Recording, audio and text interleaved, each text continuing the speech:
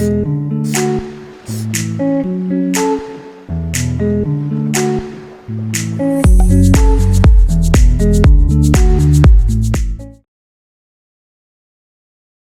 a eu pas mal de retours, effectivement, parce que déjà, ça s'est mis progressivement, hein. Il y a eu une première coupure totale, très mal vécue, que ce soit de la part des directions que des salariés et des encadrants, parce que voilà, on ne savait pas dans quel état d'esprit on devait se trouver. Est-ce qu'il y avait une fin du monde annoncée, ou est-ce que justement il fallait déjà préparer et anticiper la reprise?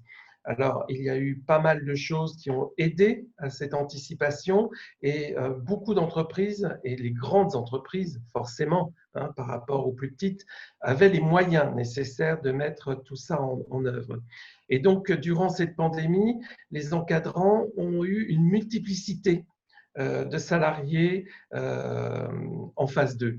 Ils en ont eu 5. Ils ont eu le télétravailleur, ils ont eu le salarié qui était maintenu en activité au sein même de l'entreprise, alors que l'encadrant, des fois, n'y était même pas.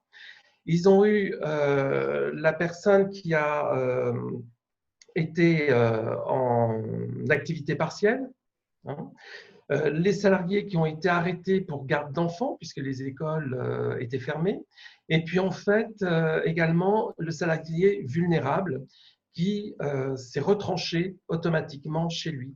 Donc, on peut dire que durant cette pandémie, on ne va pas parler de problèmes, mais disons les petits points d'achoppement étaient quintuplés par rapport à l'habitude. Alors, évidemment, on a eu après deux pôles, deux sortes d'encadrants. Les premiers qui étaient roués à l'exercice de télétravail et qui, ma foi, malgré tout, ont pu continuer leur encadrement. Et les seconds qui se sont vus imposer ce télétravail du jour au lendemain.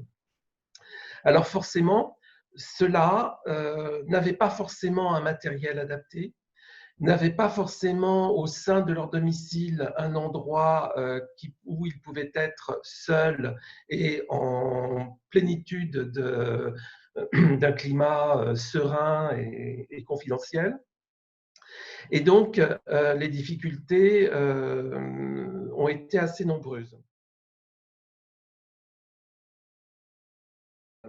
Alors, je vais mettre les pieds dans le plat. Il faut savoir que la CFE-CGC est contre le télétravail. On dit qu'on est contre, on dit qu'il y a beaucoup de choses à encadrer. On fait partie de l'encadrement, donc sans jeu de mots, beaucoup de choses à encadrer. Ne serait-ce que le télétravail, on en parle beaucoup, mais il n'est pas toujours appliqué et il n'est surtout pas toujours bien appliqué. Certaines administrations, d'ailleurs, sont totalement contre, toutes celles qui ont, par exemple, qui sont régies sous la loi du secret défense, gendarmerie, police, impôts, tout ça. Donc là, c'est très difficile, ça a été très difficile à se mettre à ce télétravail. Donc là, c'est moindre mal parce que du matériel est fourni, puisque ce sont des ordinateurs bridés qui sont sécurisés. Donc, ça enlève un petit peu ce que je disais tout à l'heure, de devoir puiser sur son matériel privé, ce qui est déjà bien, puisque si l'on travaille, c'est avec les outils de l'entreprise ou de l'administration. Et les petites entreprises n'ont pas les moyens non plus de fournir à leurs salariés, encadrants ou pas, tout ce matériel informatique. Donc ça, c'est la première chose. Ensuite, quand on dit que ça doit être encadré, c'est dans différents domaines qui sont déjà réglementaires, parce que le télétravail n'est pas réglementé. Économique, il y a un coût avantageux pour l'entreprise et un petit peu désavantagé par rapport aux salariés qui, par exemple, ne touchent pas les tickets restaurants pour les entreprises du privé, par exemple. Alors, quelle compensation devrait-il avoir? Enfin, c'est des questions qu'il faut vraiment se poser. Et puis, au côté social également, avec le risque de RPS, qui sont vraiment à la mode, les risques psychosociaux. Mais je pense également, moi, aux MTS, les TMS, les troubles musculo-squelettiques, puisque chez soi, on n'a pas forcément la bonne assise, on n'a pas forcément la bonne table avec l'ordinateur convenablement positionné et tout. Les CSE dans les grandes entreprises devraient avoir un point et une importance primordiale dans l'évolution et dans l'adaptation du télétravail à l'heure actuelle. Écoutez le salarié, écoutez l'encadrant, que les encadrants aient de vraies formations pour le télétravail. Là aussi, on peut être un très bon orateur, mais ne pas savoir parce que être devant un écran et voir la personne, c'est pas la même chose, ou seulement l'entendre également, parce que des fois c'était qu'audio. Donc là c'est encore pire, on n'a pas la personne, on n'a pas l'image, on n'a pas la réaction directe.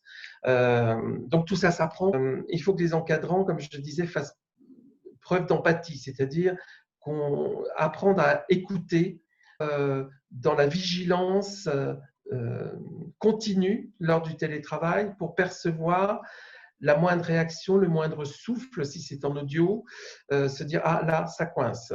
Peut-être qu'il faut que je le reformule différemment ou que je pose la question directement, de savoir qu'est-ce qui fait question. » Comme je disais, dépoussiérer le plan de continuité dans l'activité de l'entreprise sur le télétravail. Et ça devrait faire partie des documents uniques. Pour l'instant, ça n'en fait pas partie ou très peu partie. Vous voyez, il y a quand même pas mal de choses à prévoir. Peut-être aussi pour les très grandes entreprises qui ont leur siège dans les grandes villes et qui ont des salariés qui habitent en satellite, prévoir dans des zones d'économie des bureaux adaptés avec tout le matériel de pointe où les salariés peuvent venir une fois ou 2 fois par semaine travailler, faire du télétravail dans un contexte qui est beaucoup plus près de leur domicile, mais qui est estampillé à l'effigie soit de l'administration, soit de l'entreprise, pour qu'il y ait cette conservation du lien d'appartenance à un groupe. Donc ça, je pense que c'est primordial. La vigilance sur la parité, puisqu'on se rend compte que le télétravail, pour une fois, bénéficie surtout aux femmes. Donc là, les hommes sont un peu à la traîne. Pourquoi? Comment? Qu'est-ce qui se passe? Et puis, surtout, un cadrage en matière réglementaire et de protection. On a eu beaucoup de retours, mais on le savait déjà, mais disons beaucoup de retours de personnes qui ont eu des petits incidents domestiques. Du style, je me lève précipitamment pour aller chercher le dossier que j'ai oublié dans la pièce d'à côté, je me prends les pieds dans un fil électrique. Qui couvre? Si la personne téléphone à son assurance responsabilité civile et lui dit « je fais du télétravail », l'assurance lui dira « on va se retourner contre l'assurance de votre employeur ». Assurance de l'employeur qui dit « attendez, ce n'est pas au sein de l'entreprise, c'est au sein du domicile, donc moi, je ne suis pas obligé de prendre ». Donc, on arrive au XXIe siècle à des no man's land économiques, juridiques, d'assurance. Et ça, il faut vraiment qu'on en prenne conscience et qu'on arrive à vraiment le mettre en place, le juguler et le rendre vraiment protecteur.